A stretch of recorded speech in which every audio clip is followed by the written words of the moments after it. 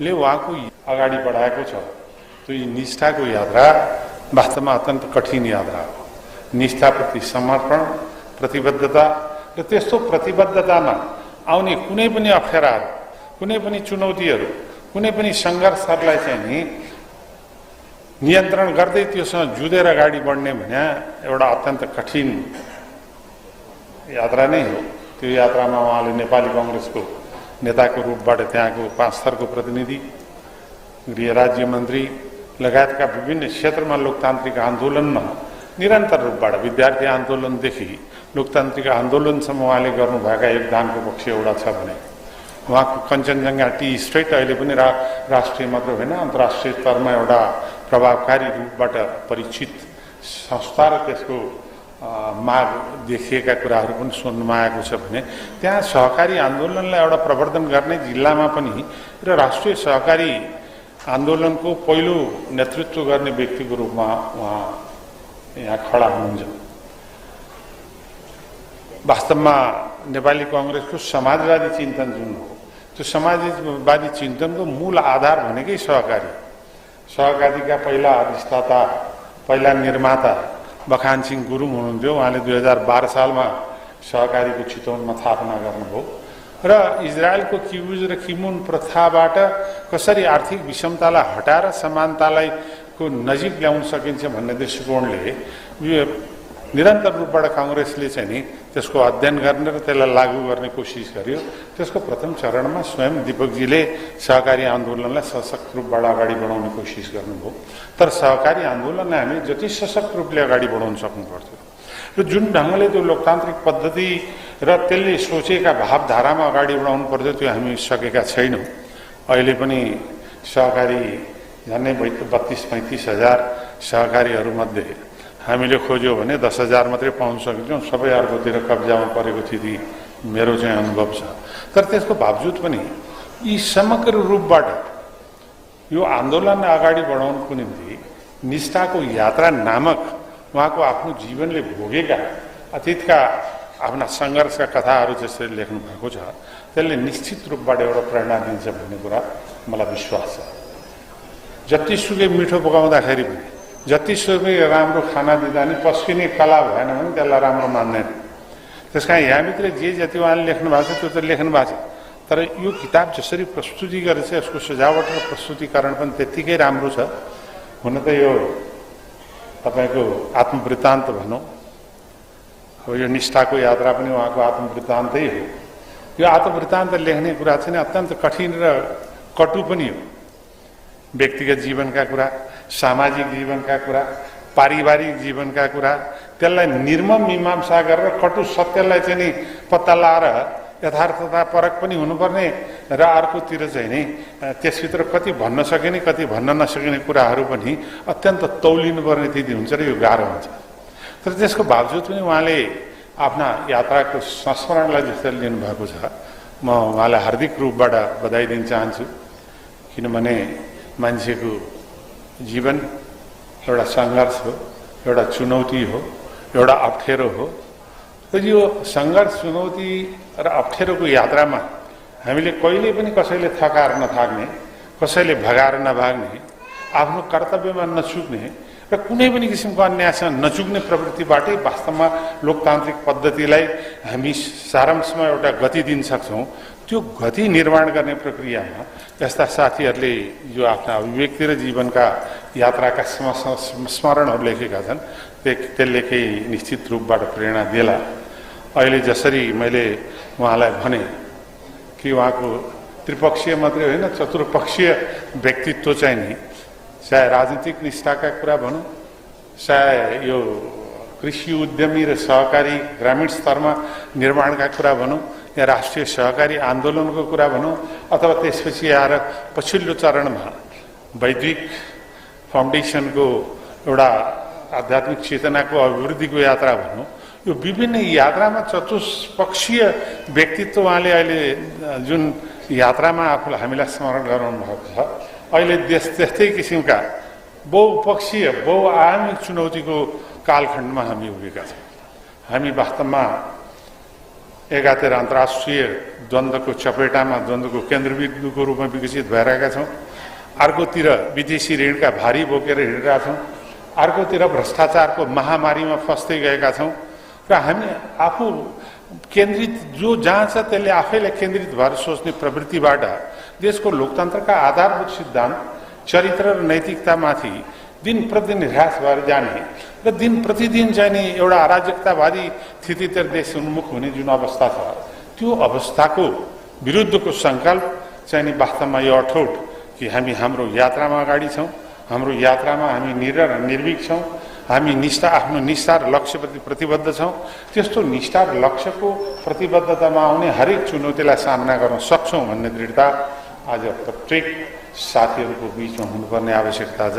लास्टमा उहाँले यो नेपालको यो वैदिक नेपालको भविष्यको सम्बन्धमा जोड्नु भएको छ। मेरो किताबकै सम्बन्धमा मात्रै भनेको थिएँ। एउटा कुरा के छ भनेदेखि म थोरै यसमा अलिकति मात्रै भन्छु। द्वन्द्वात्मक भौतिकवाददेखि लिएर वर्ग सङ्घर्षको आधारमा समानता र सबैलाई समान दृष्टिकोणले समतामूलक समाज सिर्जना गर्छु भन्नेहरूले जुन रक्तपातपूर्ण स्थिति दिए विश्वको इतिहासमा सिर्जना गरे, चाहे त्यो रसियन जारको विरुद्धको रिभोल्युसनमै भन्नुहोस्, चाहे चाइनाका रिभोल्युसनमा भन्नुहोस्, लाखौँ लाख मान्छे र रक्तपातपूर्ण स्थितिबाट जुन परिवर्तन ल्याउन खोजियो, त्यो भन्दा पनि बढ्दा त्यो वैदिक सनातन धर्म जो हामीमाथि विश्वास गर्छौँ, हुन त म सर्वधर्म समभावमा विश्वास गर्छु। म निरन्तर रूपबाट भन्छु राजनीतिमा धर्म हुनुपर्छ। राजनीतिमा धर्म भयो भने विवेक हुन्छ, सद्भावना हुन्छ, न्याय हुन्छ, सदाचार हुन्छ। तर धर्मैमा राजनीति हुनुहुन्न। त्यसमा सर्वधर्म समभाव नै मेरो आफ्नो दृष्टिकोण हो। त्यसको बावजुद पनि हाम्रो वैदिक सनातन धर्म जुन छ, यो अहिले देखिएका संसारका कुनै पनि दर्शनभन्दा, गीतामा हामी पढ्छौँ विद्या विनय सम्पन्ने ब्राह्मणे गविहस्तिनी सुनिश्चय सपाके छ पण्डित समदर्शन। हाम्रो त दर्शनै के छ भने हरेक व्यक्ति, हरेक प्राणी मात्र, प्राणी आत्मवत् सर्वभूतेषु, हरेक प्राणीमा ईश्वरको वास हुन्छ। त्यो आत्मा र परमात्माको संयोजन र हरेकमा त्यो देख्ने र त्यसमाथि सद्भावना, मित्रता, भ्रातृवत व्यवहार नै हाम्रो वैदिक परम्परा र वैदिक धर्मको। त्यसलाई हामीले व्यवहारमा उतार्न सकेनौँ। कहाँनिर कमी छ त्यसलाई खोज्नुपर्ने आवश्यकता छ। होइन भने यी संसारभरि भएका चाहिँ ठुल्ठुला आदर्श नारा भन्दा हाम्रो वैदिक परम्पराबाटै समाजवाद र न्यायपूर्ण समाज स्थापना गर्न सकिन्छ भन्ने कुरामा म चाहिँ पूर्ण विश्वस्त मान्छे हो। मेरो त्यो विश्वासमा कहीँ डगमगा छैन। तर त्यसलाई व्यावहारिक रूपमा हामी कसरी प्रमाणित गर्न सक्छौँ, व्यवहारमा परिणत गर्नु। हामीले सैद्धान्तिक रूपबाट धार्मिक अथवा चाहिँ परम्परागत दृष्टिकोणले त्यसलाई रटेर त्यसैबाट मात्रै हामी सीमित हुने भन्दा अहिले विश्वका ठुल्ठुला वैज्ञानिकहरूले, जर्मनदेखि लिएर विश्वका ठुल्ठुला वैज्ञानिकहरूले हाम्रा वेदहरूबाट ठुल्ठुला आधुनिक रिसर्चहरू गरेका छन्। त्यसलाई कसरी हामी आधुनिकीकरण गर्दै हाम्रो वैदिक सनातन धर्म र वैदिक भविष्यलाई सुरक्षित गर्न सक्छौँ, त्यसमा पनि दिपकजी लाग्नु भएको छ। दिपकको महर्षि वैदिक फाउन्डेसनले उपयोगी काम गर्ला। त्यस्तै विभिन्न संस्थाहरू छन्।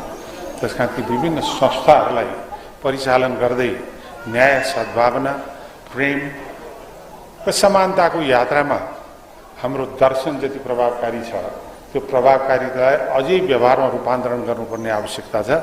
म फेरि पनि धेरै लामो कुरा भन्ने भन्दा मेरा प्रिय मित्र, अत्यन्त पुरानो मित्र, मैले भने नि 52 वर्ष लगातार त्यही रूपबाट रहने सद्भावना र यात्रा चाहिँ नि उहाँले मलाई मेसेन्जरमा पठाउनु भयो, मैले जवाफ दिइनँ।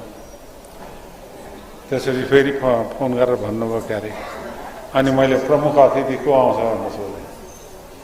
अनि केबी दाईको नाम दिनुभयो। मैले भने हुन्छ म आउँछु भने। त्यसपछि हिजो बिहान आफै पुग्नुभयो।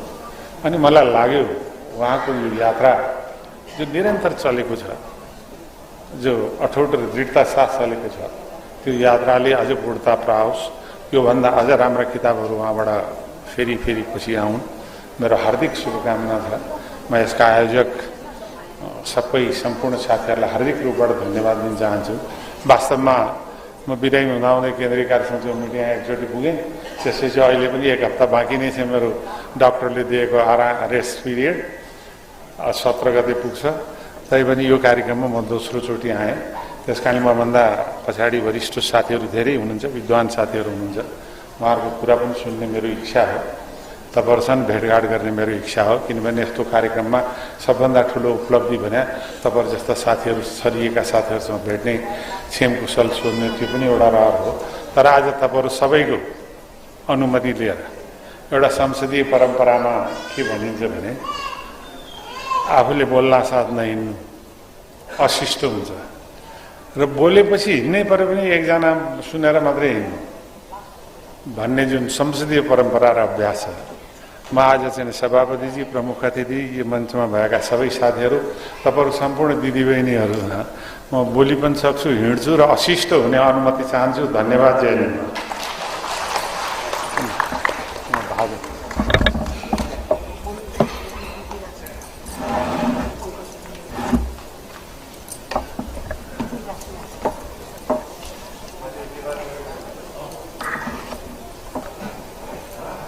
धेरै धेरै धन्यवाद हाम्रो विशिष्ट अतिथिज्यू अर्जुन नरसिंह केसीज्यूलाई।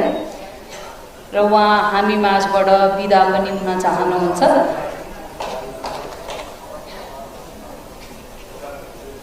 र म यस कार्यक्रमलाई अब अगाडि नै बढाउन चाहन्छु र कार्यक्रमलाई अगाडि बढाउने क्रममा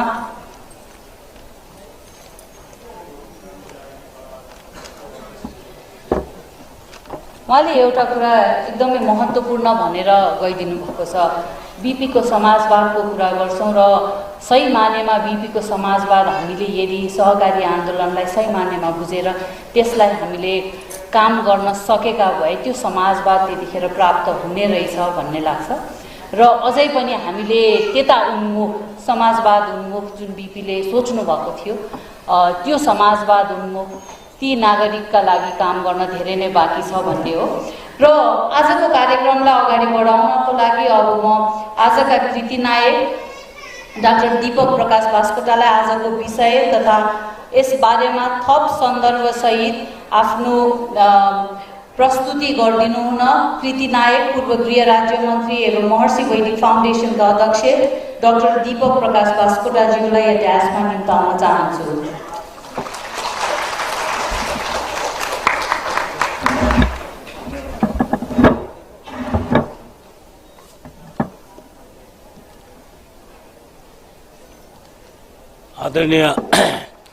आदरणीय आज यो समारोहका सभापति, पूर्व उपकुलपति नेपाल संस्कृत विश्वविद्यालय कुलप्रसाद कोइरालाज्यू, प्रमुख अतिथि परम आदरणीय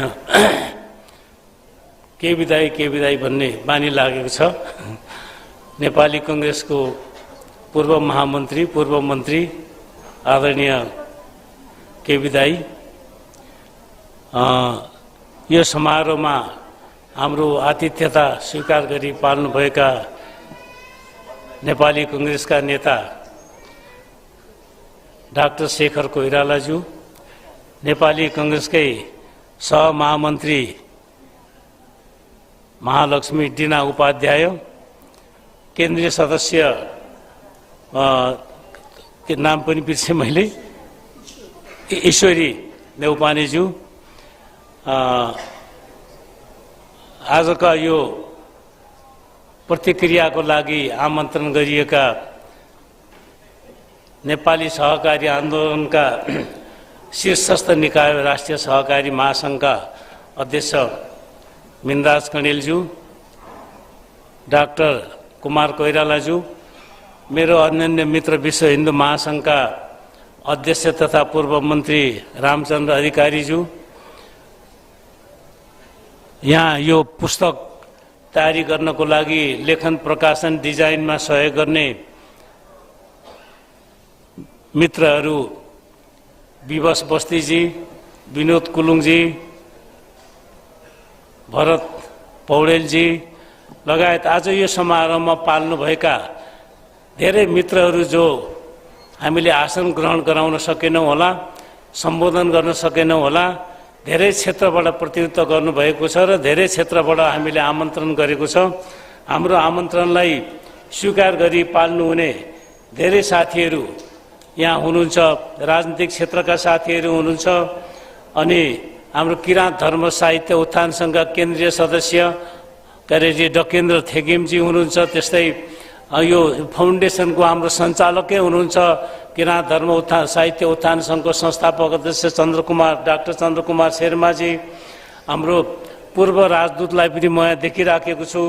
त्यस्तै राष्ट्रिय शिक्षक सङ्घ, राष्ट्रिय शिक्षक महासङ्घका अध्यक्षजीहरू हुनुहुन्छ, सङ्गठनका अध्यक्षजीहरू हुनुहुन्छ, विभिन्न विश्वविद्यालयका प्राध्यापकजीहरू हुनुहुन्छ, सेना प्रहरी तथा निजामती कर्मचारीका विभिन्न माथिल्लो तहका रिटायर अधिकारीहरू हुनुहुन्छ, सेवानिवृत्त अधिकारीजीहरू हुनुहुन्छ, विभिन्न क्षेत्रका राजनीतिक मित्रहरू हुनुहुन्छ, सहकारी क्षेत्रका विभिन्न तहका अधिकारी अध्यक्ष तथा सञ्चालक साथीहरू हुनुहुन्छ, अनि कृषि विशेषज्ञहरू हुनुहुन्छ। यो अहिले नयाँ गठन भएको हाम्रो यो भर्खर निर्यात व्यवसायी महासङ्घ छ, त्यसका पदाधिकारीहरू हुनुहुन्छ। र त्यस्तै गरेर मेरो एकजना साथी यहाँ देखिराखेको छु, 46 सालको जनआन्दोलनमा मसँगै फिदिमको जेलमा बस्ने भवानी खतिवडाजी पनि हुनुहुन्छ, र पाँचथरका धेरै मित्रहरू यहाँहरू हुनुहुन्छ, र देशभरिका सबै मित्रहरू जसलाई हामीले पायौँ। म सबैको नाम लिन सकिनँ, तर अत्यन्तै प्रिय मित्र साथीहरू हुनुहुन्छ जो हामीले आत्मीयताका साथ निमन्त्रणा गऱ्यौँ। हाम्रो निमन्त्रणालाई स्वीकार गरेर पाल्नु भएको हुनाले म सबैलाई एकमुष्ट हार्दिक स्वागत अभिनन्दन गर्न चाहन्छु र यथास्थानमा आसन ग्रहणको लागि पनि हार्दिक अनुरोध गर्न चाहन्छु। र मैले बोल्ने कुरा केही छैन, आज मैले लेख्ने कुरा लेखेँ र मेरो 4वटा विधा अघि मेनराज कणेलजीले भन्नुभयो, त्यो 4वटा विधामा जति काम गरेँ मैले निष्ठाका साथ गरेँ। त्यसै हुनाले यो किताबको नामकरण निष्ठाको यात्रा भनेको यो सकिएको छैन।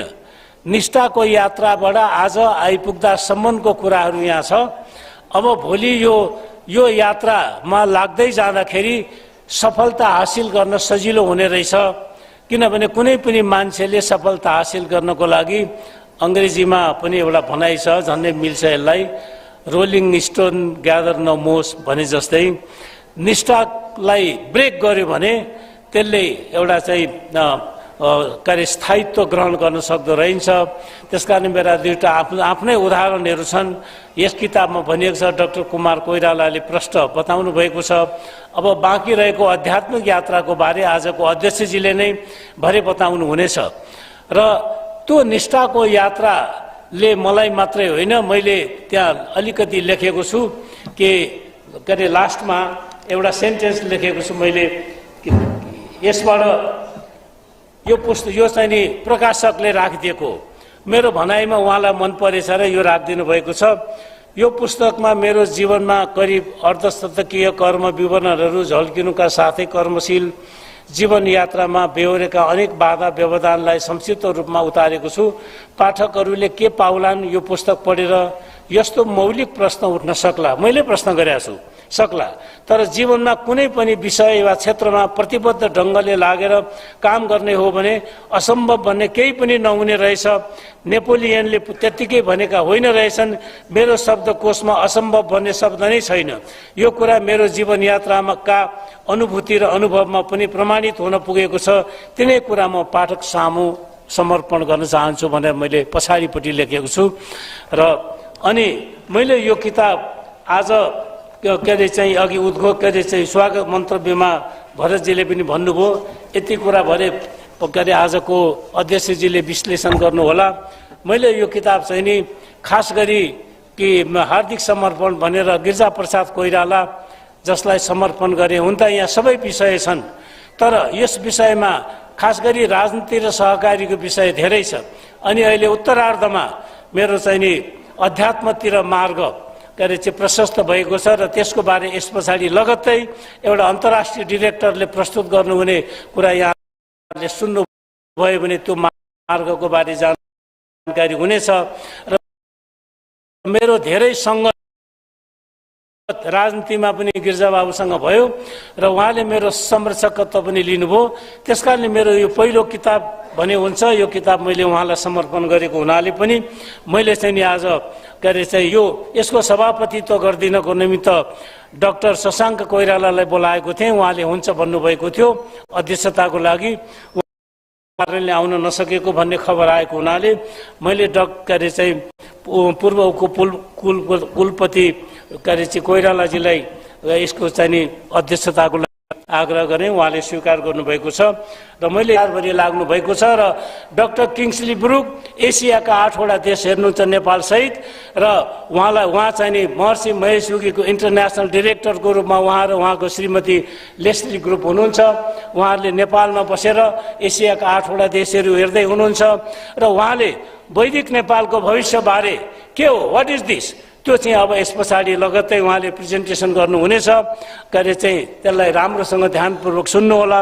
अब हामीलाई ट्रान्सलेसन गर्ने समय पुग्दैन मलाई लाग्छ। उपस्थित सबै मित्रहरूले अङ्ग्रेजी सबैले बुझ्नुहुन्छ, नबुझ्नेले भावार्थ थाहा पाउनुहुन्छ। उहाँले छोटकरीमा आफ्नो प्रेजेन्टेसन गर्नुहुन्छ र यसलाई विस्तृत व्याख्या चाहिँ 3 वर्ष अगाडि हामीले यही हलमा अन्तर्राष्ट्रिय सम्मेलन गरेर पनि बुझाएका थियौँ। अब फेरि यसलाई समय परिस्थिति आएपछि त्यसलाई बुझाउने क्रम पनि हामी जारी राख्नेछौँ। आज उहाँले त्यो जानकारी गर्नुहुनेछ। आज महर्षि इन्टरनेसनल युनिभर्सिटी भने अमेरिकाको आयोवा स्टेटमा छ, फेयरफिल्ड सिटीमा। त्यो युनिभर्सिटी 50 वर्षको चाहिँ नि के अरे सेलिब्रेसन मनाइराखेको छ र संसारमा ती मानिसहरूले कसले पढ्न आउँछ त्यो युनिभर्सिटीमा भन्ने कुरा सोच्दै थिए। तर आज 100 भन्दा बढी देशका मानिसहरू त्यहाँ चाहिँ नि पढ्न आउँछन् र 500 भन्दा बढी विद्यार्थीहरू चाहिँ हरेक साल मास्टर डिग्रीबाट ग्रेजुएसन गरेर जान्छन्। त्यसबाट हेर्नुहोस् हामीले आयुर्वेद पढाउन छाडिसक्यौँ अथवा मान्यता दिए जस्तो गर्छौँ तर महत्त्व दिएको छैन। त्यो महर्षि विश्वविद्यालयमा आयुर्वेदमा मास्टर्स गरेको विद्यार्थी अहिले यहाँ हुनुहुन्छ र त्यही युनिभर्सिटीको चाहिँ एउटा के अरे यहाँ चाहिँ नि उल्लेख गरिएको छ। अघि के अरे चाहिँ मित्रहरूले यसमा पनि सामान्य डाक्टर टोनी नेडर हुनुहुन्छ, ठुलो साइन्टिस्ट। उहाँ यहाँ आउनुभएको छ। डाक्टर के अरे Hagen, where are you, can you stand?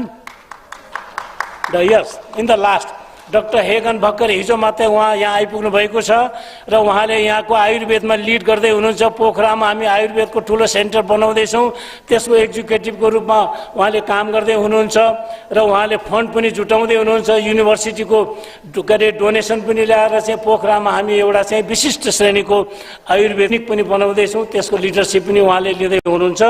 र म यति भनेर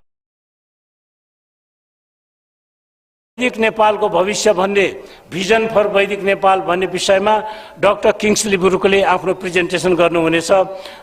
धन्यवाद। जय सहकारी, जय Nepal.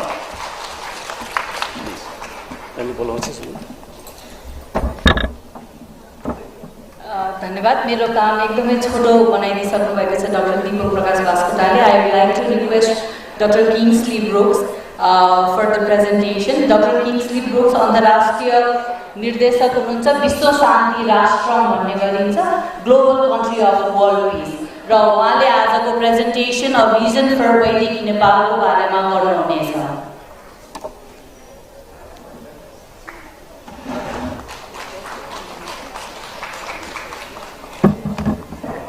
We'll start with the video.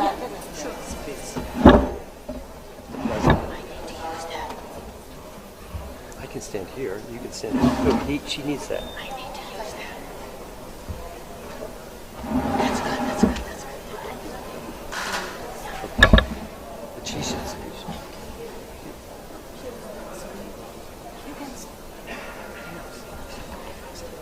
Jai Gurudev. Namaste. We'd like to start with showing a very beautiful video, documentary, of Maharshi's visit to Nepal in November of 1974. So if we could see that video now.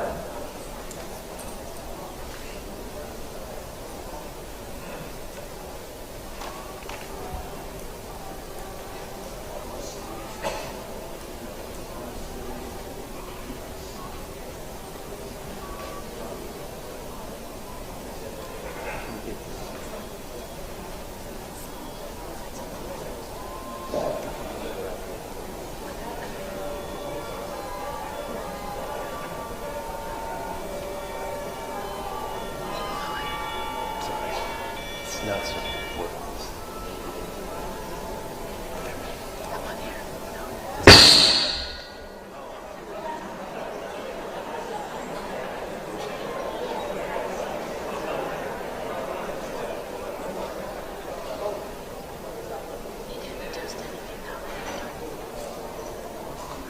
It's at 100%. I won't hear him speak.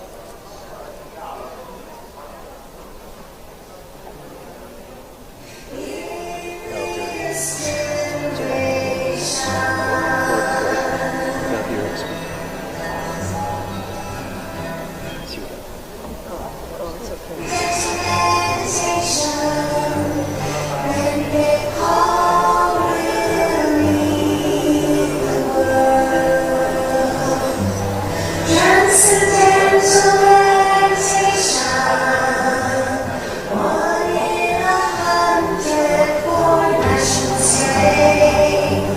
Transcendental meditation, 1 in 100 to lead the world. National sake in the full development of life.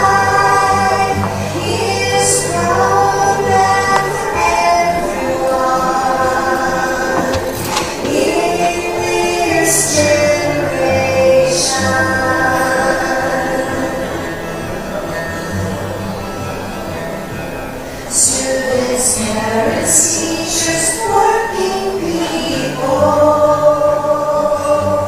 practice transcendental meditation. Just 15 minutes once a day for yourself and for the nation.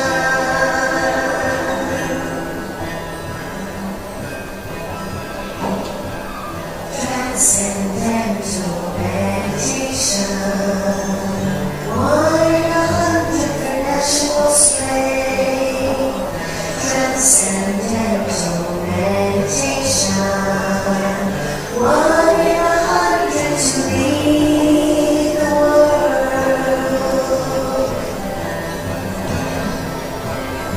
The call to lead the world.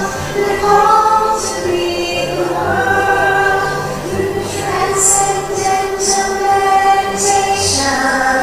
May all will lead. Kita sambil buat. Kita.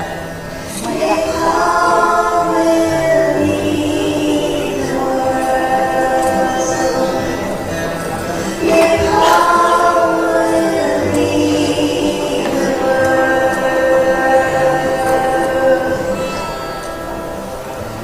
Nepal के राजगुरु नेपाल के राजगुरुदेव का आदेश लेकर इस वेदस्थली में नेपाल के राष्ट्र में आज अपना संदेश देते हुए हमें इतना हर्ष हो रहा है जिसका ठिकाना नहीं।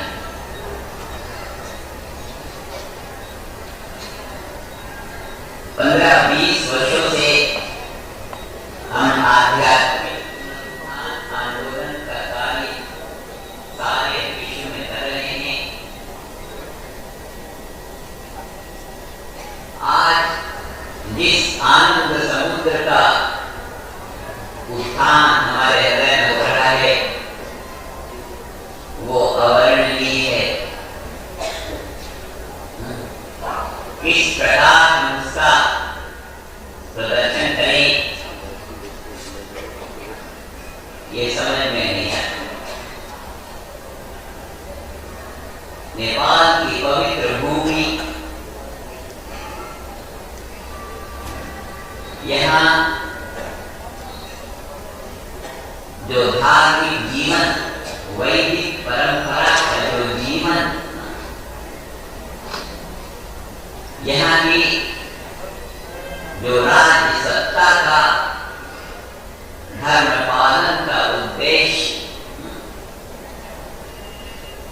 नेपाली जीवन की दिनचर्या दैवी शक्ति का ये देश, यहाँ के प्रत्येक मनुष्य के द्वारा जीवन में आध्यात्मिक उत्थान का जो क्रम सबके दैनिक जीवन में स्थित है। कल हम आए थे, कल से सुन रहे हैं कि कितना धार्मिक जीवन है नेपाल में। वेद शास्त्र के अनुसार देवी देवताओं की पूजा नित्य घर में होती है। यहाँ के वृद्ध पितामह जैसे राजगुरुदेव अपनी सारी प्रजा को कितने सम्मान से धर्म के पथ पर चला रहे हैं। यहाँ के राजा अपने धर्मपाल की परंपरा को कितने सुगठित रूप से जनता के लाभ के लिए हमेशा दे रहे हैं। ये सब बातें सुन के नेपाल के संबंध में हमारे चित्त में एक ही बात आई है कि अब इस वेद भूमि से, अब इस धर्म भूमि से सतोगुण की लहर सारे विश्व में फैलेगी।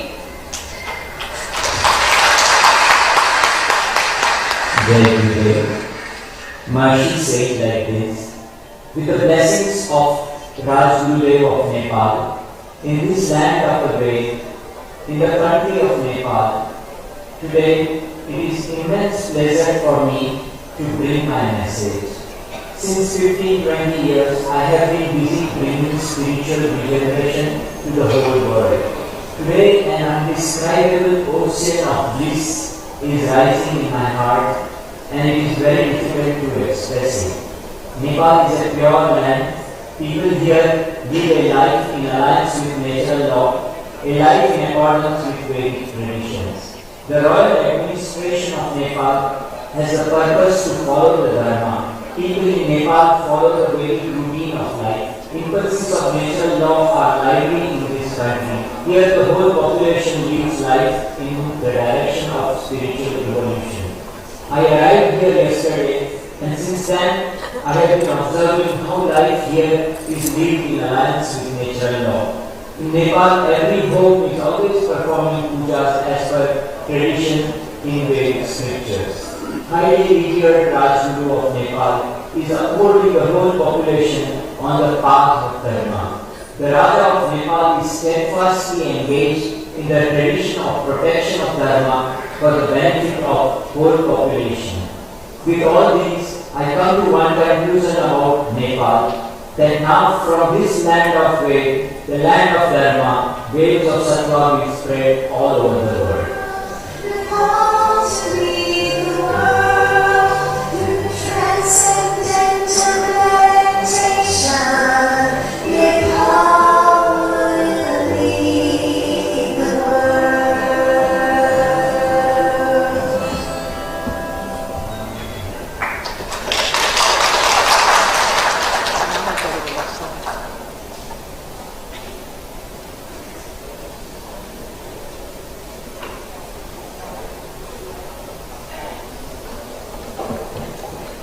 Did anyone recognize any family or friends in those old pictures from 1974? So, can we go to the next slide? I wanted to give you a little context of one of the reasons why Maharshi visited Nepal at this particular time and the significance of it. Because he did a demonstration of one of the most powerful technologies that is written about in the Veda and the Vedic literature. At that time, in November of 1974, there was a great tension building between China and India, and Maharshi was concerned that it could bubble up and lead to some conflict. And so Maharshi applied the Vedic technology from the Vedic literature, which says, in the vicinity of Yog, hostile tendencies decrease. This is the quote from the Yoga Sutras. Tat Sanidao Virajityakar.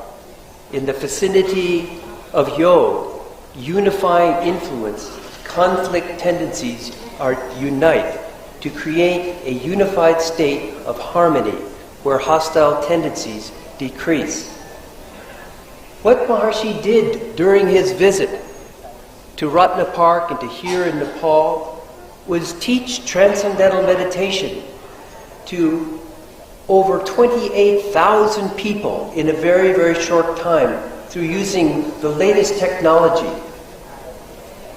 And this very powerful influences of many people experiencing the field, the transcendental field, the field of Atma, created a unifying influence that decreased the tension that was rising in the world at that time. Maharshi has used this technology many times. Here we see what Maharshi calls a unified field chart of physics, which shows the different layers of the physical creation. We see the classical level, surface level, the quantum mechanical level, and the quantum field level, and then the level of the unified field. The whole of material creation is connected from the level of the unified field. Even in the objective creation, this is what's been found now by modern science. But what Maharshi understood, and what has been understood by the ancient Vedic seers of the holy tradition, is that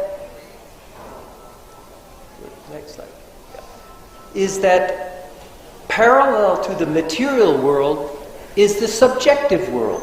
There are different layers of the mind that we can experience through Transcendental Meditation.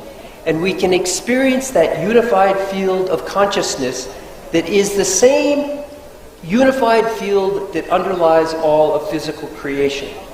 And by having the experience of that, we enliven the qualities of the unified field, which is peace, harmony, happiness, and unification.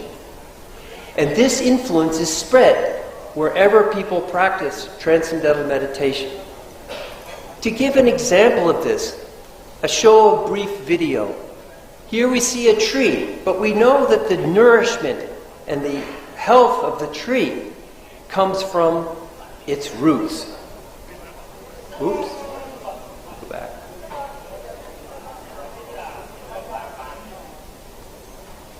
That's not working. There it is.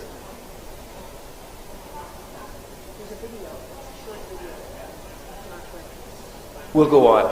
Anyway, what this shows is that a tree gets all of its nourishment from the roots. And if we're disconnected from the root, that tree, what happens to the tree? It begins to shrivel up, and the leaves begin to fall off. The fruits do not come.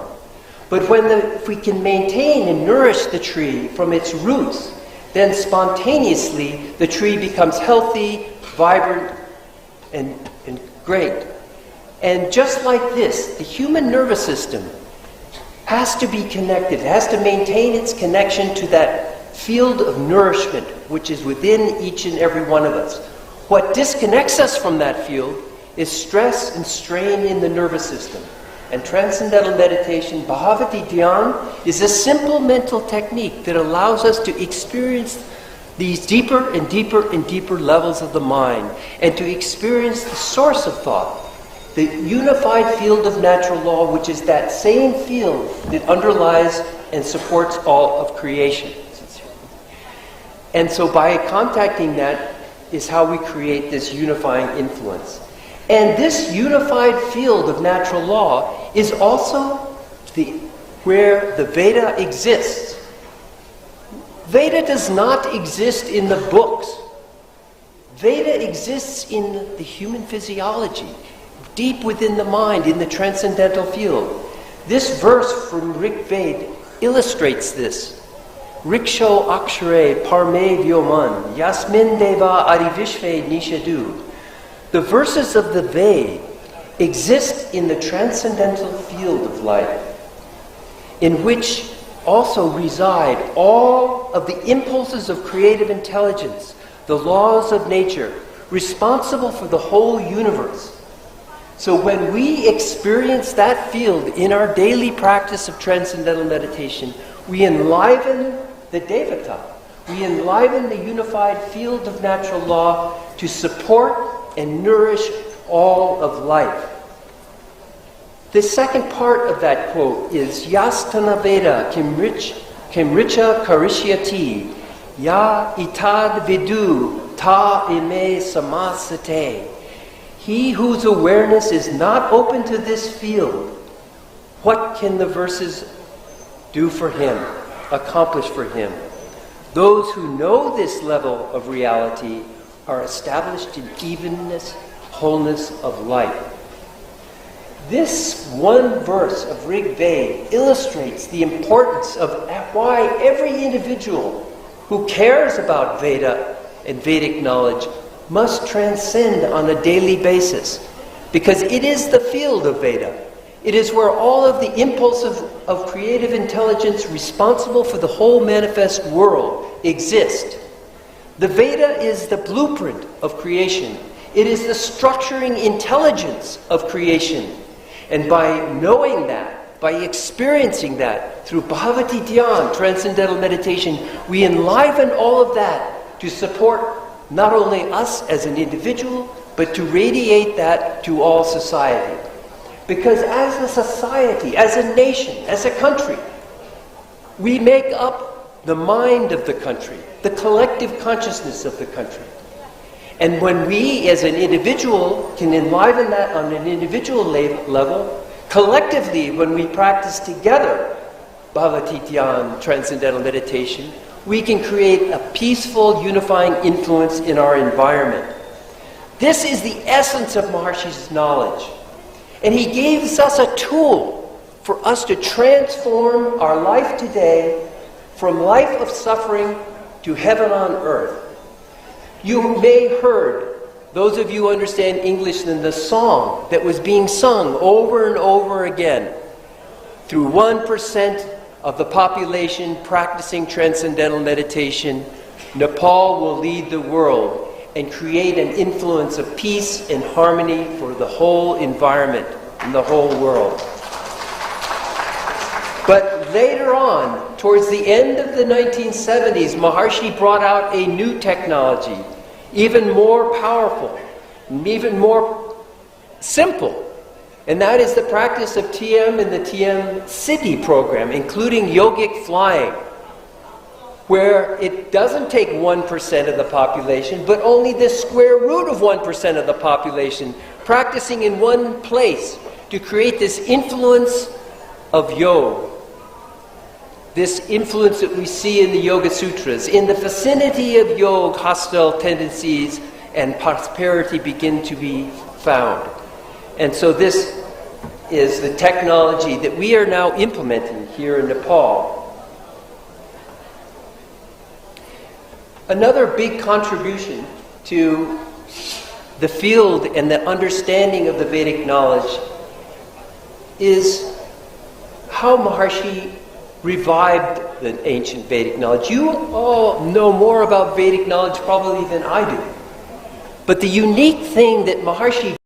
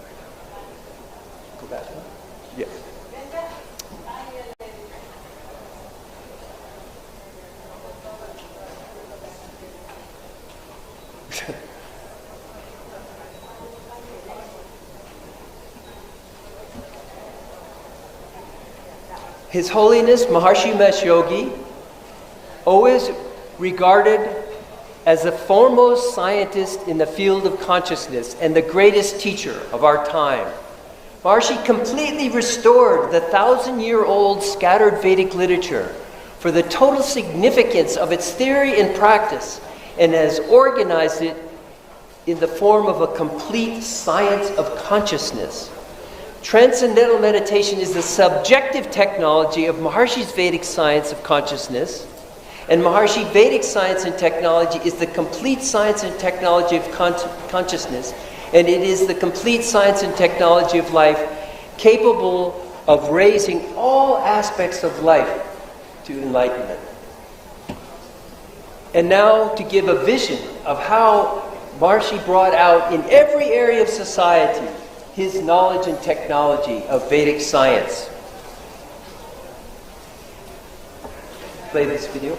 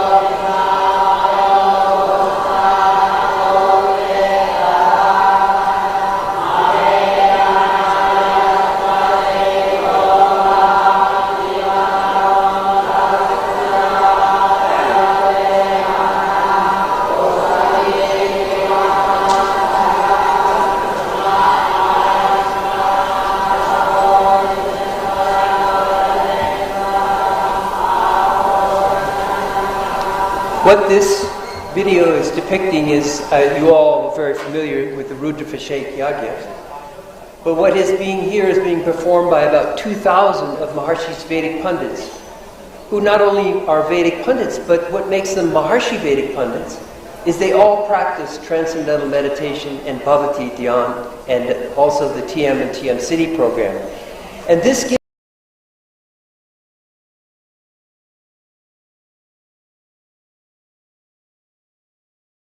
Yagya power to fulfill the sun cult without transcending and performance from the level of the unified field. Our activities, including Yagya, are weak. This is why Krishna said to Arjuna on the battlefield, on the Bhagavad Gita, he said, Yogastha Kuru Karmani to Arjuna.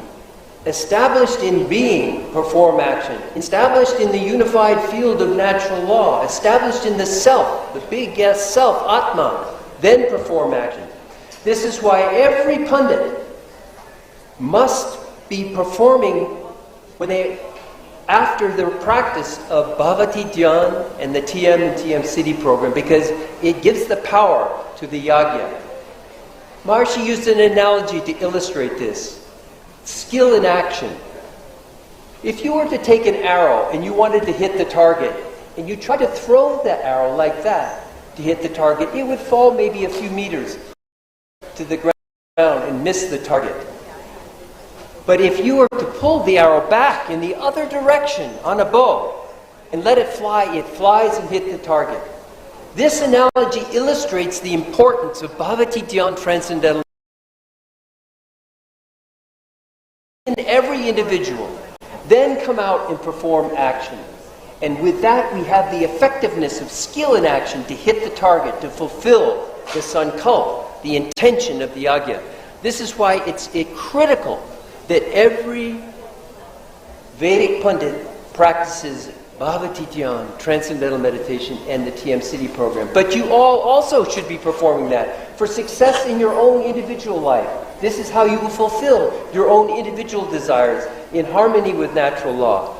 This Vedic technology has been applied across the globe. This power of utilizing the infinite reservoir of energy intelligence within. This picture here is of Joaquim Albert Chissano, the former president of the Republic of Mozambique. During a time of civil war in his country, he called upon His Holiness Maharshi Mass Yogi to come and help him, to help pacify the revolution that was taking place in his country. And he implemented, having many of his military and his police begin the practice of Transcendental Meditation and the TM City program. And very quickly, the whole civil war that was going on in there was transformed into peace and progress. And he was given an award for what he did in his country to transform the quality of life of his country. Unfortunately, the next president came and didn't understand what had happened, and they discontinued the practice. But it was a strong demonstration of the power, how this technology can change the country. And this is why Maharshi said Nepal could lead the world, because Nepal can understand the power of Vedic knowledge. They live the power of Vedic knowledge. We just need to implement it fully. We need to convince either our government or the wealthy people of Nepal to create groups of yogic flyers practicing TM and TM City program together. Now I want to give you an example of this Vedic technologies applied in different areas throughout the world. Here we see in the field of education. Just as a summary, around the world now, there are 500 educational institutes in 60 countries with over 1 million students practicing Transcendental Meditation and applying consciousness-based education in their schools. There are universities in Thailand, and we have physical universities in Thailand, USA, Thailand, India, South Africa, Norway. And the outcomes from implementing this technology, consciousness-based education in the schools, is phenomenal. And you have to realize education is where we're creating the new leaders of our country. But we can't just ram more information into the students. We need to expand the container of knowledge, to unfold the creative genius of all of our students. This is what Transcendental Meditation and the practice of the TM City program does to the students.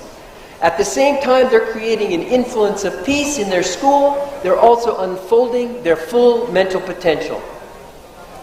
These are just some of the many schools all around the world that are implementing consciousness-based education in their schools. Just to give you a flavor, all over the world. And now I'd like to show you the flagship campus that Maharshi created in the United States.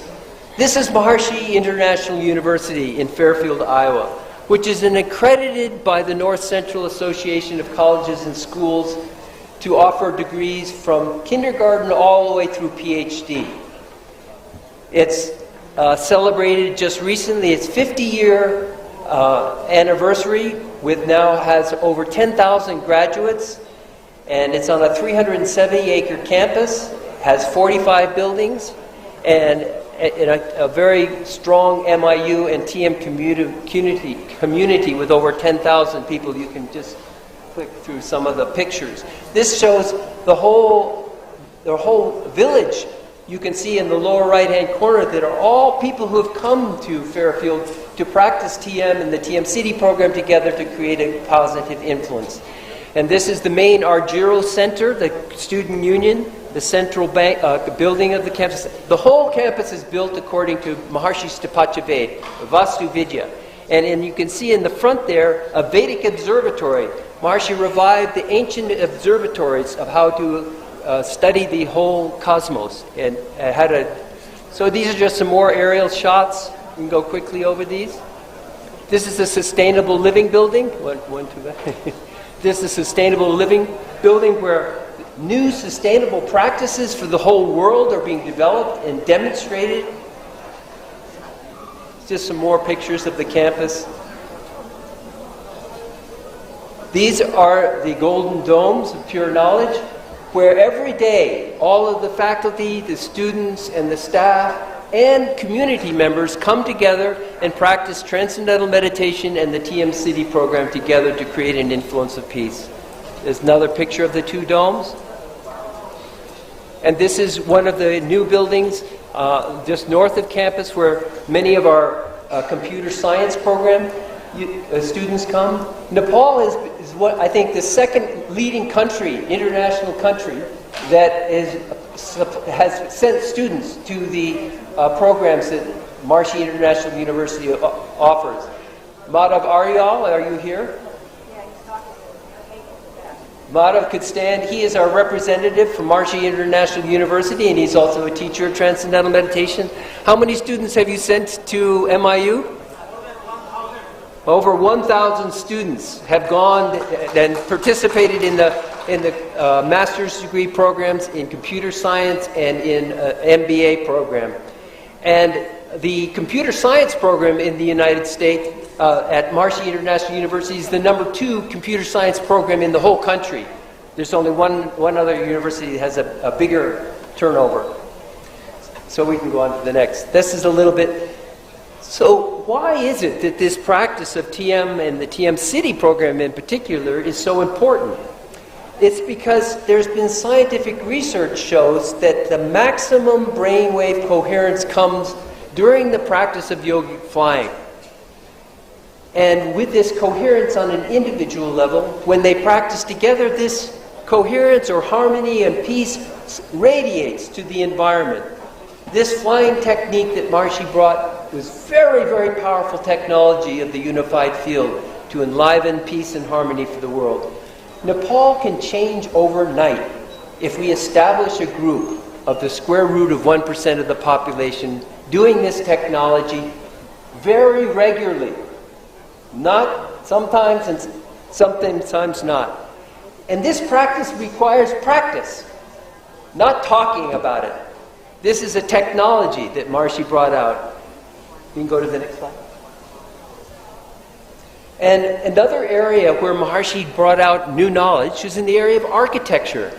Our buildings can create a huge influence on not only our individual life as we move and live in a building, it also has a creation on the effect on society. And these are just some of the buildings now all around the world that have been built according to Maharshi's Tapachya. And this campus at Champadevi, the Brahmananda Saraswati Nagar campus, was completely built according to Maharshi's Tapachya.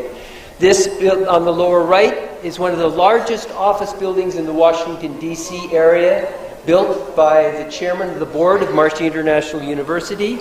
It's called the Tower Building. And it's just an amazing building. When you go in and you sit and work in that building, you feel the influence of Maharshi Vastu. Next. This is just to summarize how much this Vastu Vidya architecture has been done. Over $500 million worth of Maharshi Vastu buildings have been built around the world in almost every country except for parts of Africa and Siberia. Go ahead. We just wanted to also highlight the Maharshi power of invisibility. Before Maharshi dropped his body in 2008, he said for everyone who was there, I want to be sure that all of my technologies have a home.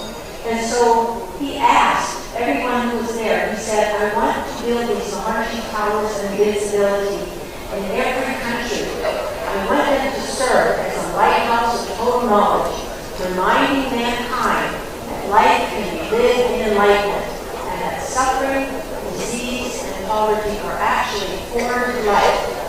So in this building, and we hope to build one here in Kathmandu, in this building, all of the Vedic technologies and all of Maharishi's programs will be available to anyone across the world. And it will preserve them for 10,000 years. And this is just an example. In every floor, there will be one area. The first floor will be education. It will remind everyone how to mine their full brain potential. so learning will be easy and fun. In the area of health, you will learn all the principles of Ayurveda and all the principles to prevent yourself from getting sick. Imagine if you knew how to not get sick and to be strong and healthy. This is healthcare. Right now we have disease care. We need a healthcare system. There will be another floor completely focusing on Vedic organic agriculture. It will teach farmers how to nourish themselves and their crops in the whole environment. And economics, the whole field of economics is basically a problem of poor brainwave coherence. It's a matter of poor consciousness. If we improve our own intelligence and our own consciousness, that is where wealth comes from. So by awakening our inner intelligence, we'll awaken all the resources around us, and everyone can enjoy abundance and prosperity. And the level of defense, Roger already mentioned this, when a certain number of people are practicing Transcendental Meditation and its advanced programs, the influence of coherence and harmony in society is so powerful that there can never be the birth of an enemy. Literally, it's a Rashtriya Kavach. You are protected by a shield of coherence. So this is why we are very focused, along with Deepak Dasota, to create these coherence-creating groups in Nepal. Religion and culture, again, when harmony dominates, the differences are secondary, and so there are less problems with differences in culture and religion. Just to add to this, because Nepal is such a diversity of many different cultures, and it's important to understand that Veda is not something that is particularly owned by one religion or one culture. It is universal. Just like gravity is the law of nature, and we don't consider gravity to be only for people from England. It's a knowledge. It's knowledge of a law of nature. And Veda is, actually when you translate Veda into English, it means knowledge. And knowledge for everyone. And this is what Maharshi brought to the world, a knowledge. And when we begin to implement the technologies of Veda in the Vedic literature, what we find is every religion in every culture becomes stronger, but on the bed of unity. Just like when you begin to water the root of a garden that has red roses, carnations, lilies, all different kinds of flowers. When you nourish the root value, you fertilize the root, the rose becomes a better rose. The carnation becomes a better carnation. We nourish the differences on the ground of the unified field of natural law. Level of politics, coherence training groups will help managing all the infinite diversity for our government administration. And now for a vision for Vedic Nepal. I just want to give you an overview of all of the fantastic work that Dr. Deepak Dasota is doing in Nepal. Because on this day when we're honoring him, you should see what he has accomplished here already in Nepal. Deepak has already been awarded a PhD honorary degree from Maharshi International University for his work here in Nepal. And also Dr. Tony Nader, who is the head of the organization now, honored Dr. Deepak Dasota with the Medal of Invincibility for his work here in Nepal. We're very fortunate to have such an incredible leader who has seen the vision of Maharshi and is daily, day in and day out, working to accomplish it. Now we have almost 88 gurukuls that have implemented Maharshi's Pandit curriculum. And this represents approximately 3,000 student pundits.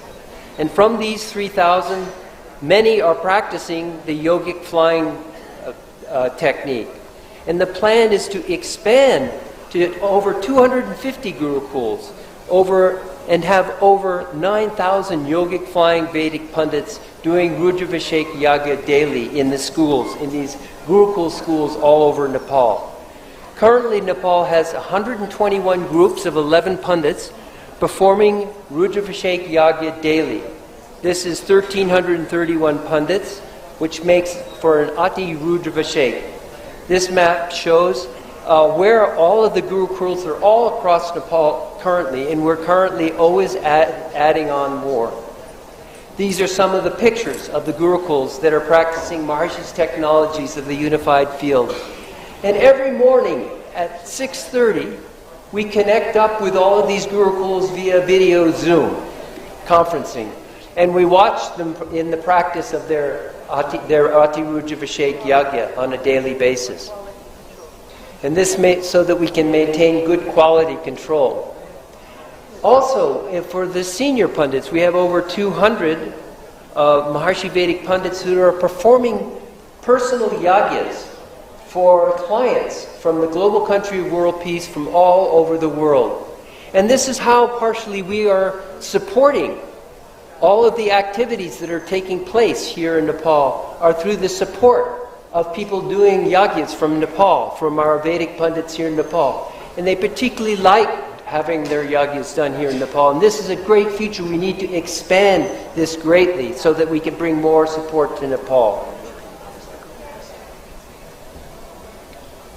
And these are just some of the pictures as we go through of all of the activities that are going on and of our groups of pundits in the different locations.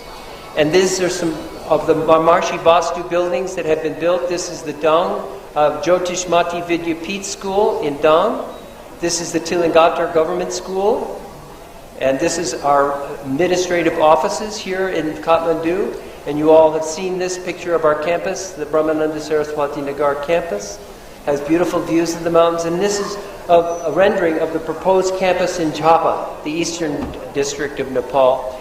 And this is a rendering of the Maharshi Ayurveda Health Center that is being proposed, and we've already signed the contract to start construction in Pokhara.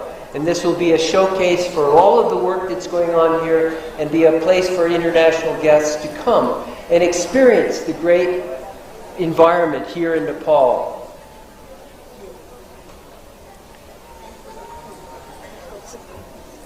So this is in the area of what we've been doing for consciousness-based education. We now have 10 schools with a total enrollment of almost 10,000 students that are in the various stages of implementing CBE. 4,000 students are practicing Transcendental Meditation. And as of May 2022, 1,000 of the faculty and students have learned the TM City program. And these are just some of the pictures of the courses that we've held here to train the faculty and the staff of the different schools. Here's Dr. Ashley Deans, our leading expert in consciousness-based education, presenting a certificate to the former Vice Chancellor of Nepal Sanskrit University. And here are some of the students. We're also very blessed to have Bolinath Yogi and Chittamani Yogi, who their Hindu Vidyapith schools are beginning to start an implementation of consciousness-based education. And these are just many of the schools all around Nepal that have implemented consciousness-based education. Also in the area of Vedic organic agriculture, agriculture in harmony with total natural law, the holistic system of agriculture that nourishes and supports the farmer, his crops, and the greater environment in a sustainable way. Vedic recitations to enhance the food's nutritional and energizing properties. And here's a picture of our beginning of our training of the farmers. And here a picture of our first crops that are coming up nearby Champadevi, our Camp Brahmananda Saraswati campus. And here is a performance. And what the Vedic organic agriculture technology is that special recitations are performed during the different stages of the growth of the plant. And for the special transitional stages to provide more nutritional value. Here we have the harvesting. And here is just a quick little of our pundits doing the yagya in the field.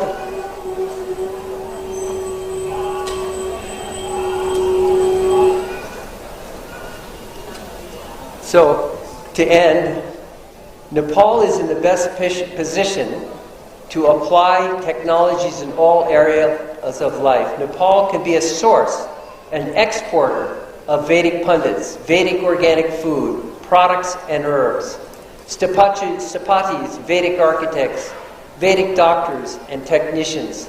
The world is looking for solutions, and Nepal can provide those solutions.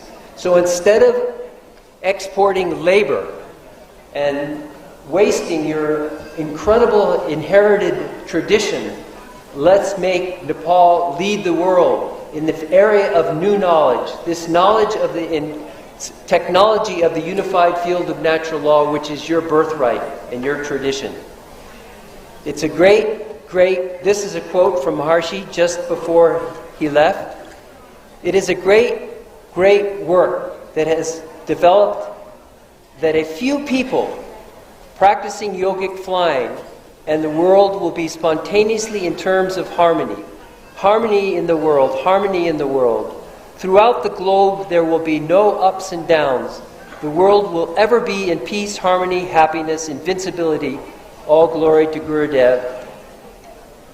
No end to the waves of bliss. This was something Maharshi was talking about. It's the descent of Ram Raj of heaven on earth. He said during the reign of Ram, the people were exceedingly happy. They were content, fulfilled, and lived in the world of Dharma. They were free from sickness, free from disease, and bereft of famine and fear. Happiness was universal, and everyone was established in Dharma. People did not harm each other. The trees were always filled with fruit and flowers, and the rains came according to desire, and the winds were pleasant to touch. The skies were clear, and the cities and provinces were in abundance of food, and filled with happy, fulfilled citizens. To end, I would like to give my great gratitude to Dr. Deepak Vaskota, who, in his simple, innocent way, heard Maharshi's message and has been tirelessly working for many years to just bring this technology to Nepal, to make it available. And I feel that he is the one individual that can fulfill Maharshi's vision for Nepal, that Nepal can lead the world. I hope that you will all band behind him and join him in this really blessed mission for Nepal, really the highest level for Nepal, the role of Nepal to lead the world. So I'd like to end by giving my great namaste, my great blessing, and my great thanks to a very great honor.